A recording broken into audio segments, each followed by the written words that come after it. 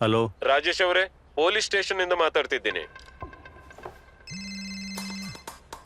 ಮತ್ತೆ ನಿಮ್ಮನ್ನು digital arrest ಮಾಡಲಾಗಿದೆ. ಬೇರೆ ಕೋಣೆಗೆ ಹೋಗಿ. ಒಬ್ರೆ. ನಿಮ್ಮ ಪಾರ್ಸಲ್ ನಲ್ಲಿ ಡ್ರಗ್ ಸಿಕ್ಕಿದೆ.